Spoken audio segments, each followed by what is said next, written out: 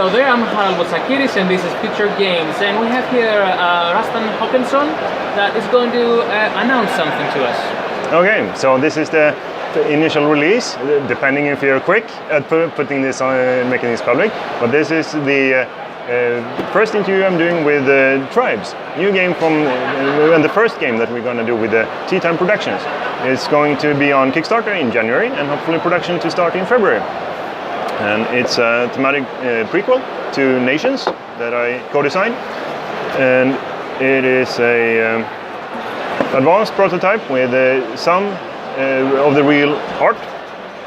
It's the historical period that leads up to Nations, so 20,000 years ago until 3,000 years ago. So it's a technology tree building game with very fast and streamlined rules. It takes half an hour regardless of number of players.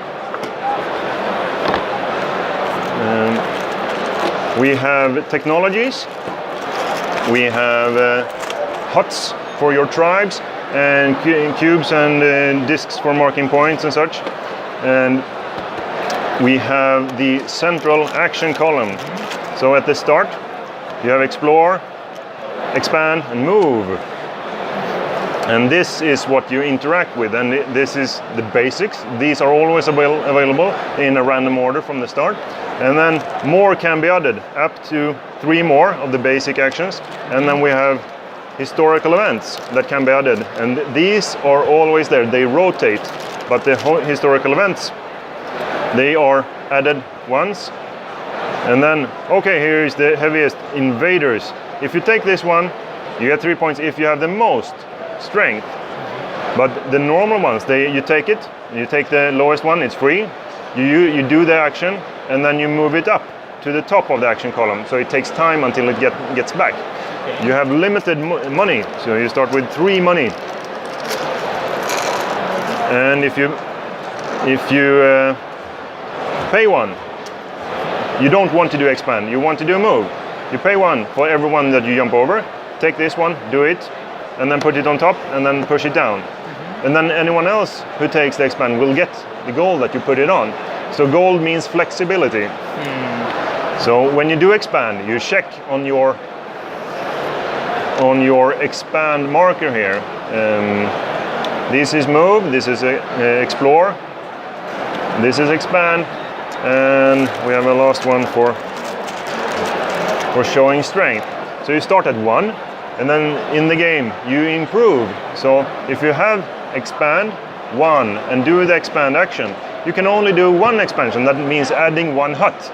If you have expand 3 and take the expand action, you do 3, you get 3 new huts. So you grow quicker. So improving here is very important, so that every action you do has more meaning, and that's what you do when you invent. Because at the start of the game, we have technologies.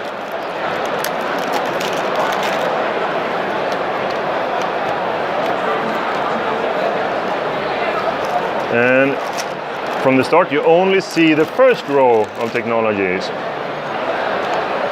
Okay. But during the game, the other technologies will be revealed.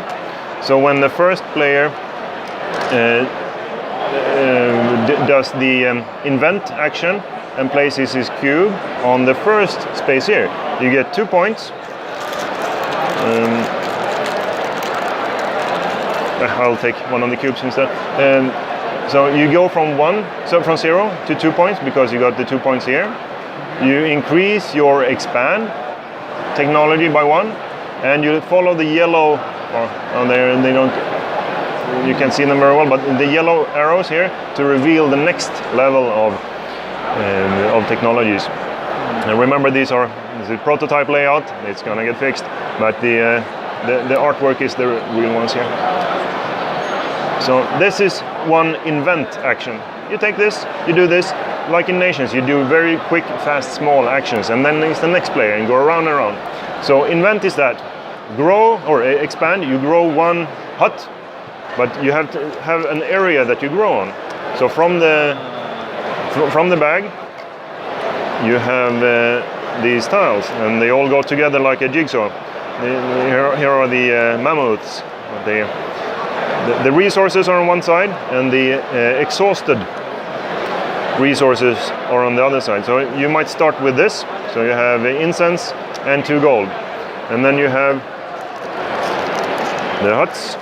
Currently we have some houses. Okay. But they are going to be huts for the real production. So if you have at least 1 hut on a tile, you can use that resource as the thing it is, and then you can use it many times. Think of Splendor. That it's a reusable resource as long as you use it for what it's intended for. So as long as you have at least 1 here, you have 1 gold that you can always use for invention. But if you don't have something that you need, you can exhaust it and say, okay, I burn this resource once, I use it as a joker, and the huts stay there, but then you use it for anything. And during the game you will do that lots of times, but the critical thing is when do you do it, and what is important enough to take before the other players, so that you actually exhaust your resources. And then you use them to invent things, and then when you burn things you need to explore to get more areas, and you need to move. And if you have move 2 and take a move action, you can move it here and move it here.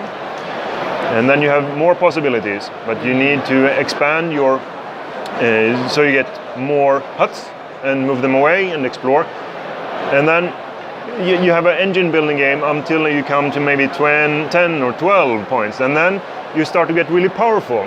And that's when lots of events start to hit. And okay, what is most important now? Do I need to continue to grow, or should I invent something, or should I take care of this event that happens? And then very soon you come to the end game, and for 4 players you go to 20 points. And for 3 players you go to 25, and for 2 players you go to 30. So half an hour regardless of number of players, because of this scaling effect. And it's a 4X game with some twists. You have your own area that you care for when you explore and move your stuff around. You interact a bit with that for the other players during the event, because of the events. But the main thing is competition in the action column and on the board. You want to be first to get the crucial extra points. Yes. If you are first in 7, 8 technologies here, you get 1 point extra for each, and you want to get to 20. That is a huge deal. Every single small point is not that much. You don't really care if you get first or second in every single one. But if you just build up and be late to everything, then you're so far behind. You need to be first in some things. So thinking about when to do those, take those leaps and burn your resources and such, that's a critical part. Interacting with other players, the speed element of this. Who is first, when it's important enough to pay gold to get the next thing, or even pay 4 or 5 gold to get some critical new historical event that comes up, and save things up for when, and using it when it's most important.